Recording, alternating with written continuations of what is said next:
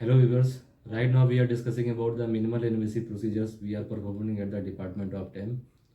As we know, the trauma constitutes about the 40% of the patient coming to the Department of TEM. Most of these patients are hemodynamically unstable and require immediate life-saving procedures. So time management is very important in the management of these patients. We at Department of TEM are shifting algorithm toward the minimal invasive procedures which are less time consuming and life saving in most of these cases. At present, we have portable USG machine in the Department of TEM through which we perform the E-FAST, USG guided central venous cannulation, USG guided endotracheal intubation, USG guided pain management procedures and other procedures. One of these procedures is the E-FAST, which is used to identify the life-threatening chest and abdominal injuries requiring immediate intervention within limited time interval, which we have discussed later in this video.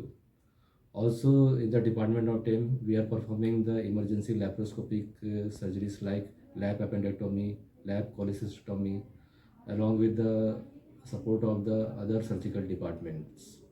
In the future, we are shifting algorithm towards the field of video laryngoscopy, video assisted endotracheal intubation, bronchoscopy, colonoscopy, and endoscopy procedures in emergency hours to provide appropriate treatment within appropriate time limit to the needed patients. Thank you all for your support.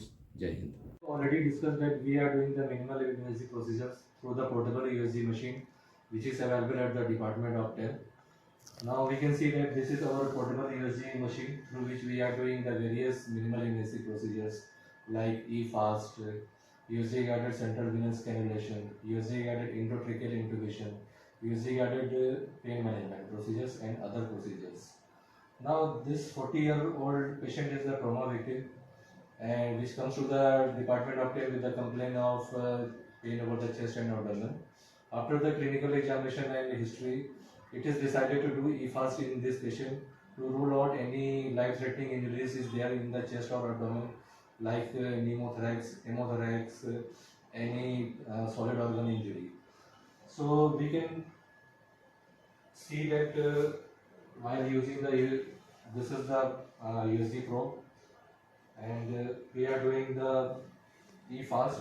Basically, we are seeing any free fluid that is present over the chest on both sides and see the any solid organ injuries there or not in the both hypochondrium in the pelvis, in the splenic area and in the pericardial hemorrhage is there or not.